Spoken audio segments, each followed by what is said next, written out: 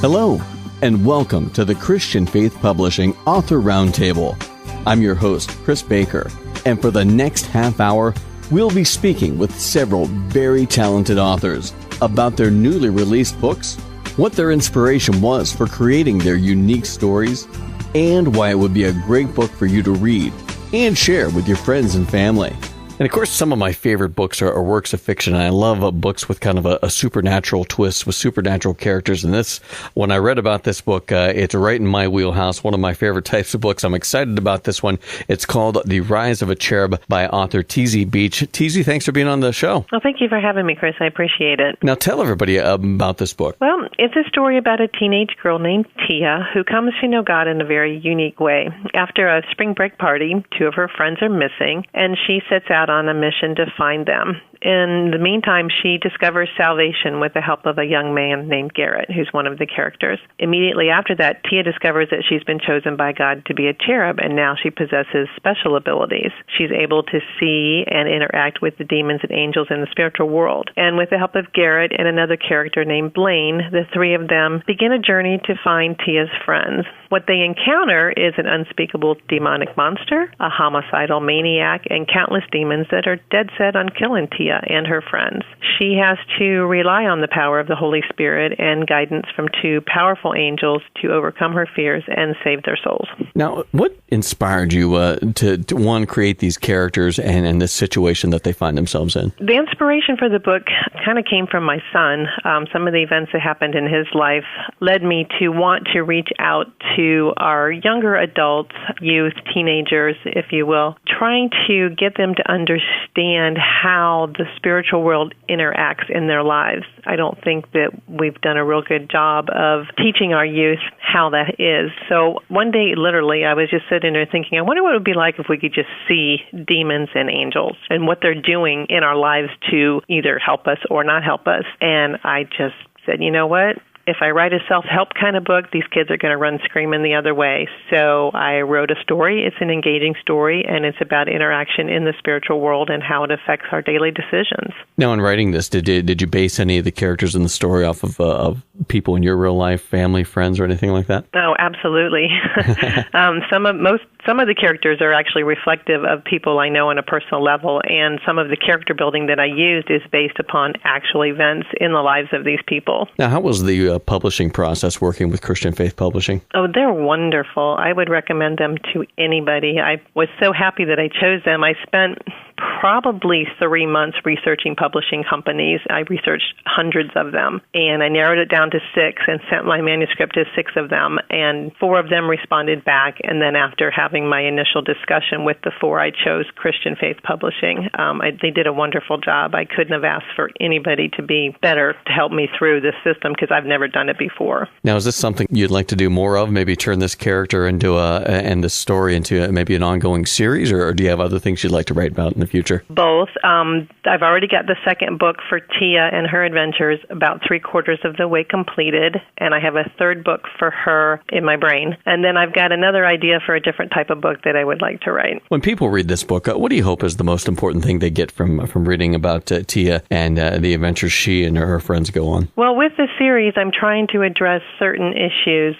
This first book, I'm bringing forth salvation and God's love and how He can work in your life to change the way you are and the decisions that you make. So if there's people out there that don't know salvation and haven't heard about salvation and don't know who Jesus Christ is, if I can reach out to those people in that way, it would be wonderful. And then those who already have made that commitment, if I can help them understand exactly how they need to think about God and the spiritual world, that would be a goal as well. Well, I think this is going to be an excellent book, an exciting book with a great message. The book is called The Rise of a Cherub by author T.Z. Beach. You can pick it up at Amazon.com, Barnes & Noble, iTunes, Kobo, just a few of the online platforms, as well as the brick-and-mortar stores as well. And TZ, thanks for being on the show today. All right. Well, I appreciate you having me. Have you ever pondered your place in the world?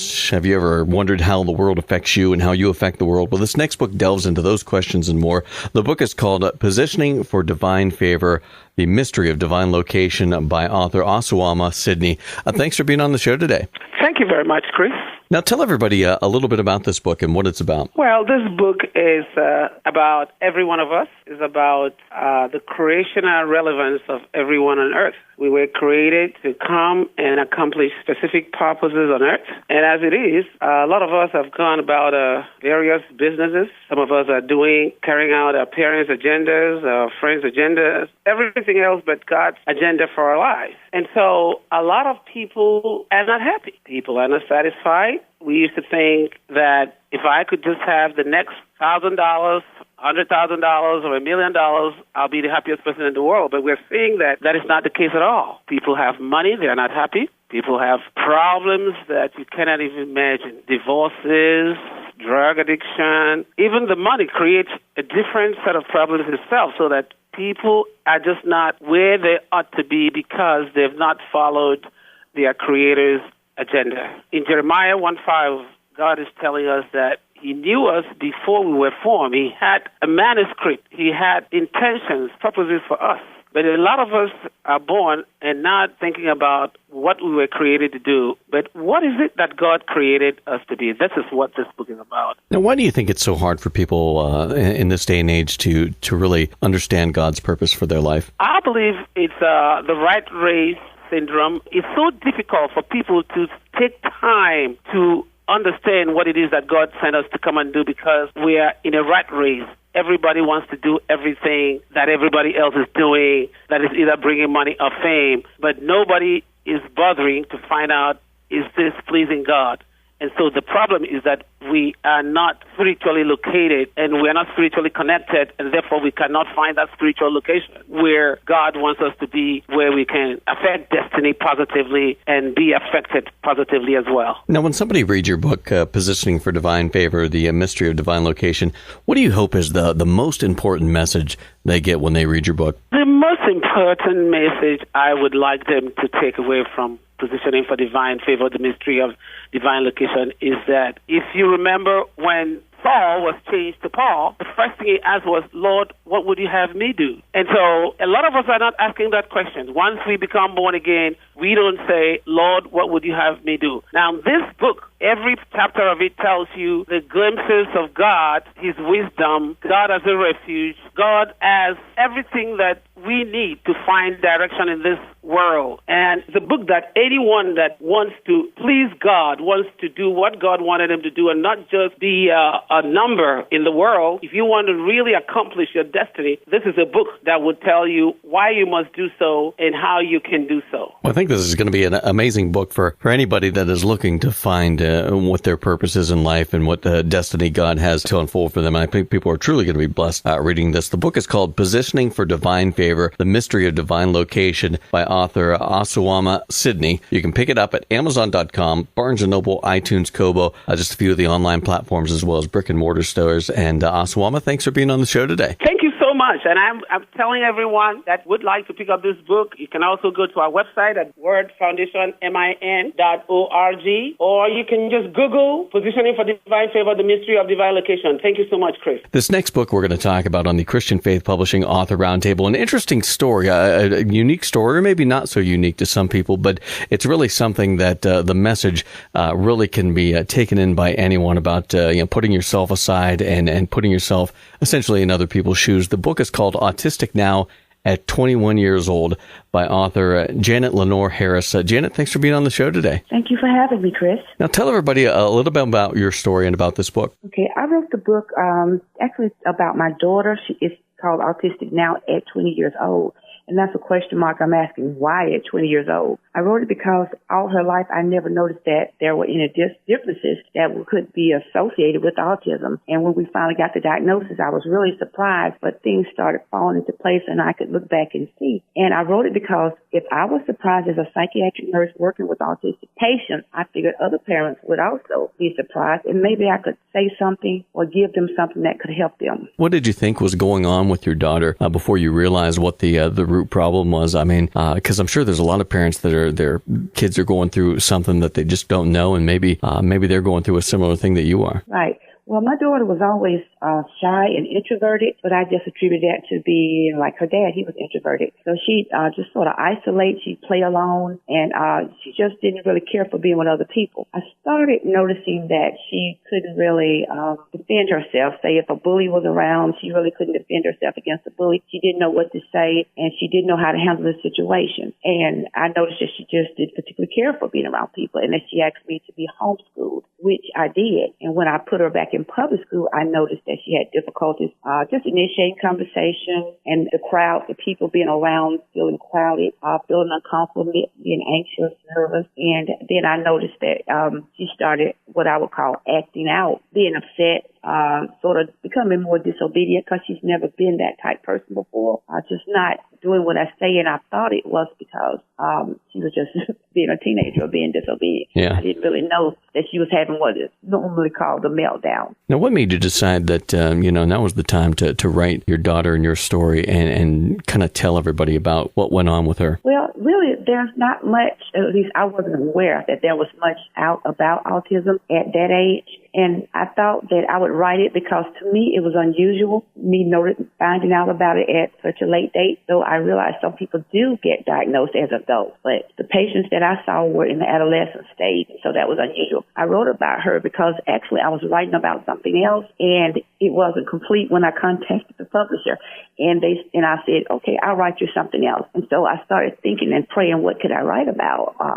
And she was closest to my heart and always on my heart. So I thought, I'll just tell her story, and maybe that will help someone. Now, is this something you'd like to write more about? Yes, I'm going to do sequels to her story. And when people read this, what do you hope is the most important thing they get from reading the story about you and your daughter? I want them to know that sometimes challenges do arise in our lives, sometimes soon, sometimes later, but it doesn't matter when they come up. I want them to know that God is always there for us. He will help us through whatever. And sometimes when a person close to you is acting differently from what you expect or from what they normally do, you need to step aside and take yourself out of the picture and try to step into their shoes and figure out what's going on, and just sort of deny yourself. As Jesus said, deny what you're feeling, deny your right to be upset or angry about their behavior, and see what's going on and see how you can help them. Well, I think this book's going to bring a lot of hope and understanding and inspiration to people going through a similar situation to you and your daughter. And in any situation, I think we can always apply those principles to any situation we're in. The book is called Autistic Now at 20 Years Old by author Janet Lenore Harris. You can pick it up at Amazon.com, Barnes & Noble, iTunes, Kobo, just a few of the online platforms, as well as brick and mortar stores. And Janet, thanks for being on the show today. Thank you very much for having me. And now on the Christian Faith Publishing Author Roundtable, a fun book that I'm interested to talk about. The book is called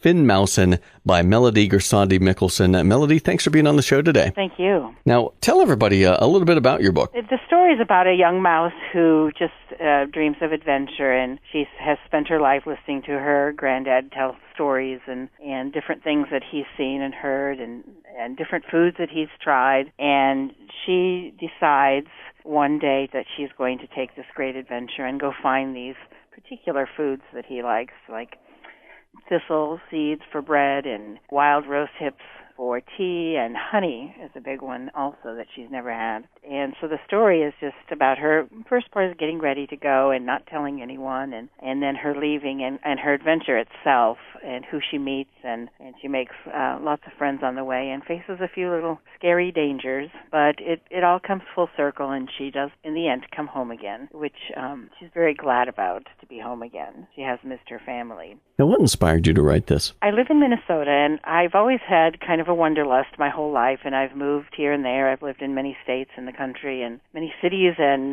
known many people, and I met and married a man born and raised in Minnesota. And so here I am. And I was, at a particular time, I just wanted to go somewhere, to move, to do something else. And, of course, being married and your responsibilities and all of that, I couldn't. So what I did is I created Finn Mousen, and she took an adventure for me. So she's, in a way, she's me taking an adventure finally. In a way, she is herself. How was that for you as an author to be able to create this world that Finn lives in and the adventures that she goes on? It's actually a fascinating adventure for myself to create it and to be a part of it, and to bring in that human aspect is fascinating to me. I've always enjoyed children's books because I love the creativity and I love the imagination. And to be able to actually create it myself is fascinating, and it's such a release. Now, is this something that we're going to see more adventures in the future from Finn Mousen, or do you have other characters you'd like to explore in the future? Well, I do want to do at least one more for her, because in this book she goes north, and I'd like her to go south next time and see what she sees when she goes south. But I do have 4 other stories that are for younger children. This book is more geared to very early readers, 8, 9, 10-year-olds. It's a little chapter book. I think there's 7 chapters. And I have 4 other books that I've written that are for younger kids. So it'll be more a picture with some, words. And so I'm working on those because I have to illustrate them, because I do the illustrations in the book also. Mm-hmm. So I'm working on those, but also in my mind I'm thinking about Finn's next adventure, because I do need to start another adventure for her. What do you hope is the most important message people get from reading this book about Finn Mousen? Oh, that's an interesting question. I have never been asked that question.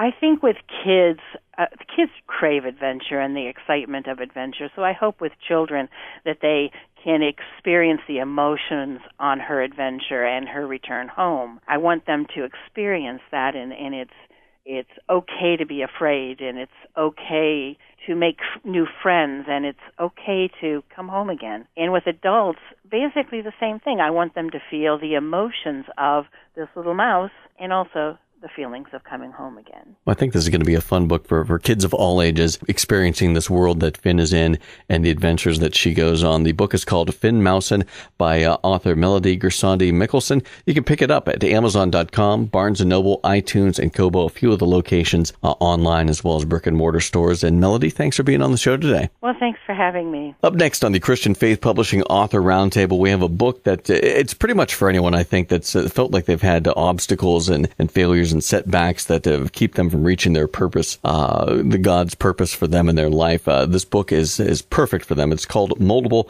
by author Thomas Gentry. Thomas, thanks for being on the show today. Thank you for having me. Now, tell everybody a little bit about this book. This book is focused on transforming your mindset before you focus on altering physical behaviors in order to achieve the level of success that you're looking for in your life. And by doing that, I help bring into fruition or your imagination by expressing that through poetry. So each tool and principle that is in the book, you already have. There's no need to go out into the world and grab those principles or by those principles. You already possess those principles. God's already given you those qualities. So I just help bring those to light and show you how to utilize them in your life in order to achieve the lifestyle that you want and to fulfill the purpose God has for you in your life. Being able to reach God's purpose in their life, why do you think people let so many stumbling blocks get in their way? I think it's more of the world. People are going towards the world to find their answers. They're going towards possessions. They're going towards companionship. They're going towards all these different ideas that the commercials on TV tell you that you need in order to achieve happiness. Everyone wants happiness, but everyone needs joy over the happiness. And I feel that people are neglecting going to God for their issues, to put down truthfully your burdens and give it all to God. I believe that's your first step to overcoming any obstacle, is that you may not be able to control how the world affects you, but you can control how you view and affect the world. Now, when somebody reads your book, Moldable, who do you think is probably going to be the type of person that's going to gain the most from reading it? I believe my target audience that will get the most out of it would be, I believe, a wide range. So the young adults, I would say about 13 years old to any age group higher, because there's some topics in the book that a lot of young adults are going through right now that many adults have been through starting out. So I believe if you're going through life and going through anything and you have a sense of responsibility and morality, this book will help you. I think people are going through a lot of things earlier in their life. A lot of young people are growing up too fast. So I think this book will be able to help them also. And that's why I think it can be targeted towards the lower end of 13 years old and higher. Now, is this something you'd like to write more about, or do you have other topics you'd like to write about in the future? I write a lot of poetry, so I'm currently working on a couple more ideas and books. I believe I have a children's book I'm working on is going to be revolving around the idea of humility. Teach a young child humility and how to humble themselves and not put themselves before someone else. Now, when somebody picks up Moldable, what do you hope is the most important message that they get from reading your book? That they're not stuck, that they can improve their lifestyle. But it starts with the commitment to stay diligent, keep pushing forward, and just knowing that they can't do it by themselves, that they truly want to change and they want it to be a permanent change. Allow God to do it for them, allow God to play the major role in doing it. But have fun, Have fun while you're doing it, because life is about peace. Life is about joy. Life is about serenity. If you can't have those things in life, you have to come up with a way, come up with a plan, a strategy with God, with your counsel to find a way to make your life that way. And I believe that's a good point in life. Well, I think this is going to be an excellent book, an eye-opener, and really help people, get to the point where they want to be through God's help. The book is called Moldable by author Thomas Gentry. You can pick it up at Amazon.com, Barnes & Noble, iTunes, Kobo, just a few of the locations. And Thomas, thank you for being on the show today. Thank you for having me. I appreciate it. And up next on the Christian Faith Publishing Author Roundtable, an interesting story that I think going to be very intriguing for people. The book is called Because He First Loved Me by author Tanya Jackson. Tanya, thanks for being on the show today. Thank you for having me, Chris. Now, tell everybody a bit about your book. My book is an autobiography of myself and my life and how the Lord Jesus Christ saved me from a world of destruction, death, and hell. Now, what made you decide to write your book and tell your story? Well, this is the thing. I grew up loving to read autobiographies, and so what happened was I took a trip to Israel, and while I was in Israel, my roommate, we would share stories, and so I shared some experiences with her, and she's like, girl, you have to write the book. You have to write a book. So when I came back 2012, I started putting it on paper. Now tell everybody a little bit about your story and some of the things that you've gone through that they can read about in this book. Well, I had a pretty much neglected childhood from my father. He abandoned me. And then I also had some, dealing with some abuse by my stepfather. And then just dealing with abusive men and relationships, and then getting married and, going through the whole thing of marital problems with my husband. He was committing adultery, and then I backslid, because I was saved at 22. But, even through it all, the Lord was there with me, through my backslidden days and coming back to Him and, just reconnecting and learning that, God loves me no matter what. Now, was it difficult to be able to share all these things that you've gone through, or was it easy for you to kind of pour it all out there for people? Well, it was easy for me to pour it out there, except for personal tragedies that occurred, in my life and my family, personal tragedies. And of course, in writing this, was it something that was more therapeutic for you? You did it so you could help get through it, or were you writing it to help other people who have gone through a similar situation, or maybe both? Both. It was both healing for me to get it on paper and to get my story out there. Also, hopefully, to know that Jesus can bring you through anything. So if anyone chooses to read my book, they can know that beyond a shadow of a doubt, we have a Savior, our Creator, who loves to have a personal relationship with each and every one of us. Now, is this your first book? Yes, it is. Now, is it something maybe you'd like to write more about in the future, or, things you've gone through, or maybe write about different things in another kind of vein of writing? Yes, I have interest in writing about other subjects and topics. Anything lined up? I do have something lined up. I actually have 2 books in the making. Now, when somebody picks up this book, what do you hope is the most important message they get from reading your book and your story? What I hope that they will get from it is that no matter who you are and where you are in life, that Jesus can step in and He can help you no matter what. He can heal you from all of your hurts and pains and life experiences. You can trust Him. You can believe in Him, and He's a faithful God. Well, I tell you what, I think that's an amazing message that we can all gain something from. You can pick this book up. It's called Because He First Loved Me by author Tanya Jackson. You can get it at Amazon.com, Barnes & Noble, iTunes, Kobo, just a few of the online platforms, as well as brick-and-mortar stores as well. And I think, people are going to be very blessed to read your story and see the things you've gone through and how you've come through it with the strength of the Lord. Tanya, thanks for being on the show today. Oh, you're welcome, Chris. Thank you for having me. Thank you so much for joining us for the Christian Faith Publishing Author Roundtable. We'll be back next week with another great group of talented authors to discuss their books, their process, and how they were able to get their manuscripts published and out there for the world to enjoy. If you're a writer that is looking for a book publisher, give Christian Faith Publishing a call today at 1-800-955-3794 to receive a free publishing kit, or feel free to visit them on the web at ChristianFaithPublishing.com. Have a great weekend, everyone.